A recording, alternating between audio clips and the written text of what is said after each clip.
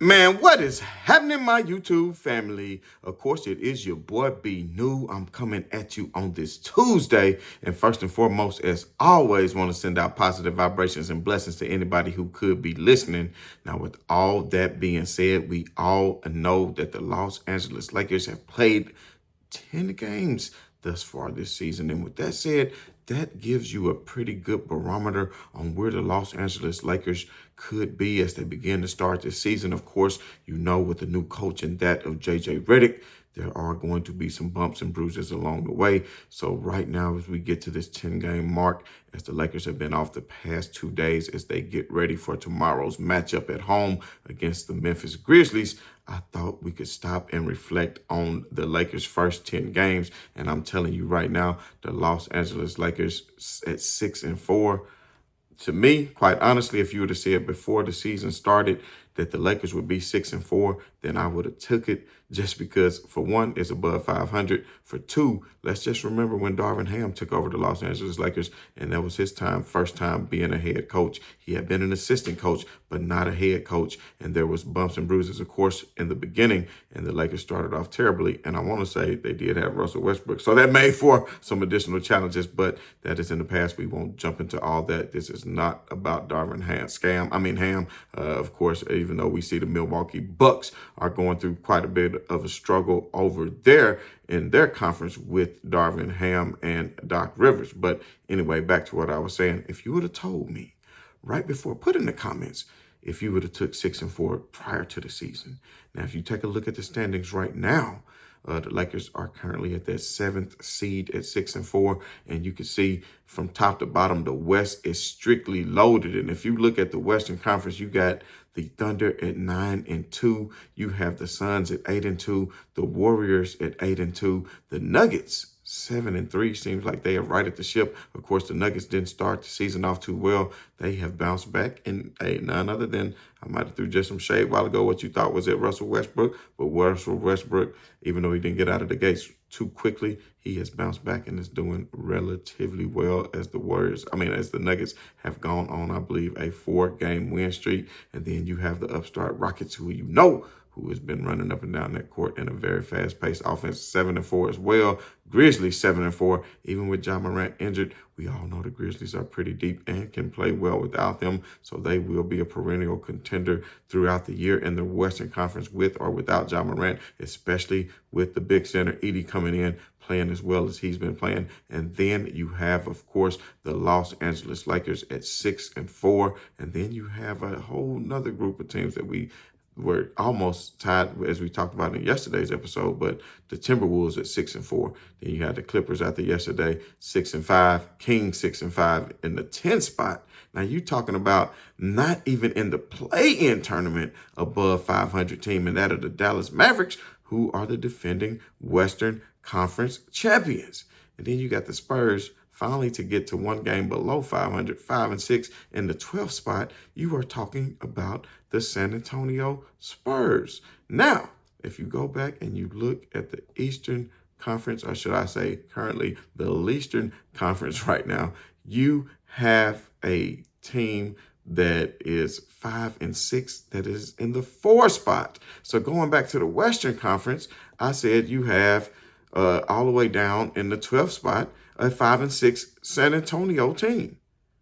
That is how deep the Western Conference is right now. And you're talking about an Eastern Conference where the 4th seed, Magic 5-6, then the Nets 5-6, Knicks 4-5, Heat 4-5, Hornets in the 8th spot at 4-6, and you're talking about at the play-in spot, the Detroit Pistons at 4-7. But any team is capable of beating any team anytime, just like the Detroit Pistons did the Los Angeles Lakers probably about a week ago. And right now, if you talk about the Los Angeles Lakers schedule, I said they have the Grizzlies coming up on Wednesday, tomorrow night. That's going to be at 9 p.m.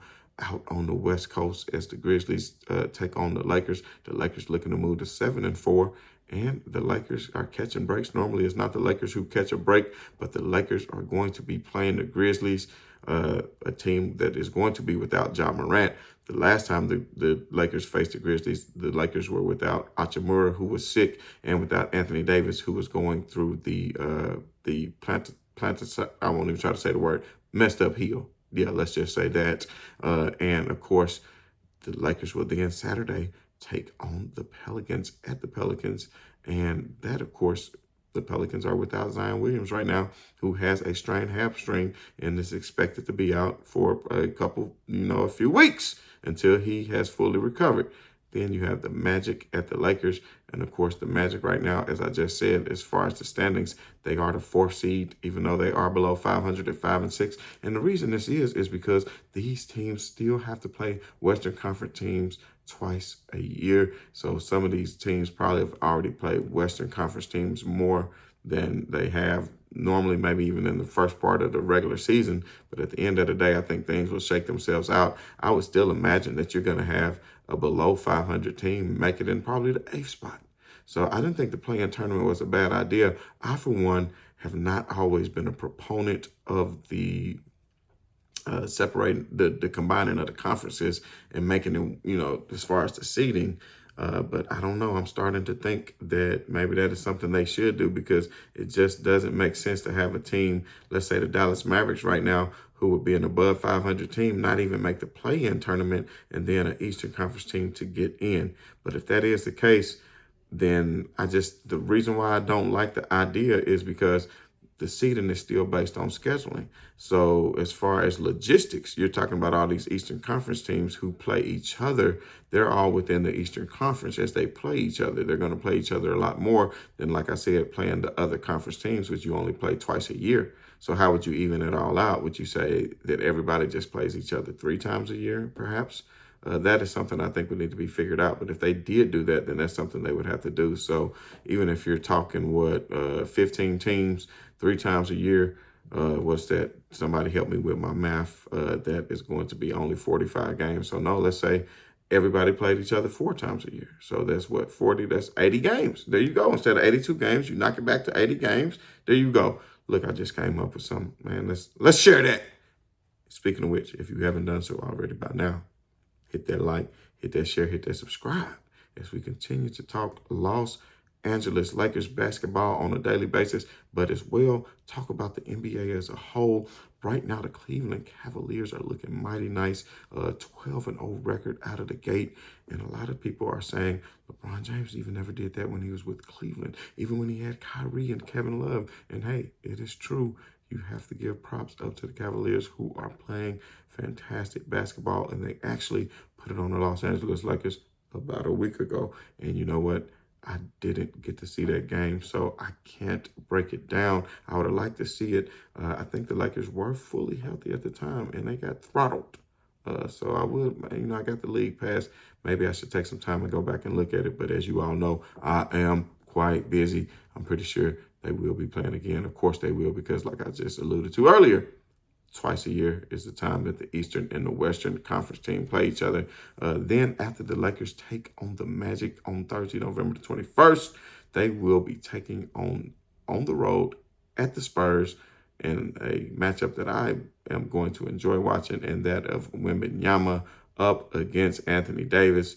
Then the Lakers in group stage play. Speaking of group stage, they are starting the play-in tournament tonight, so it'll be interesting to see the floors again. That was something different last year, of course, but also just how everything falls within the brackets and how seriously these teams will take on winning that extra bread, like the Lakers took it on last year. But then after that, the Lakers are going to be on November the 23rd, and I just went over the last 6 games. So that 6th game of the next 6 games is that of the Denver Nuggets at the Los Angeles Lakers, and I will be very interested in seeing that. I wish by then Vanderbilt would be back, but at this point, we don't know. But I think the way the Lakers are playing ball, and with Cam Reddish inserted in that starting lineup and D'Angelo to the bench, I think it's a great move, because it just gives you potent offense off the bench from D'Lo. D'Lo is more of a scoring point guard.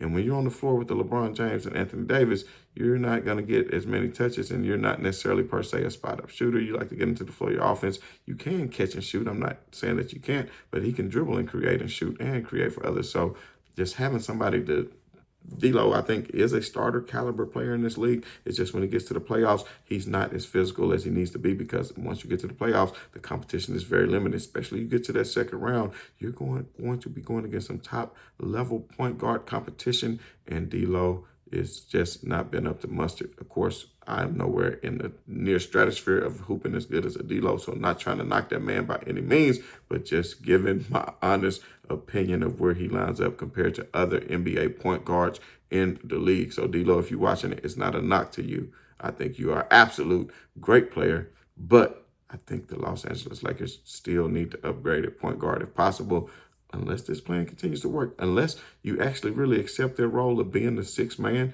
that would be good, because if you are the sixth man, you could easily be sixth man of the year. Because if you come off the bench, average 20 a game, hey, enough said.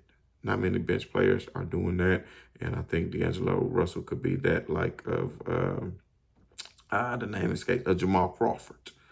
Somebody who can just come off the bench and light it up at any time with handles and can score. So that is what D'Lo can do. And plus, he's going against lesser competition of bench players. That makes it a lot easier for him to get off and score. So that being said, the Lakers have a pretty good next six. So let's go over that one more again in a quick recap.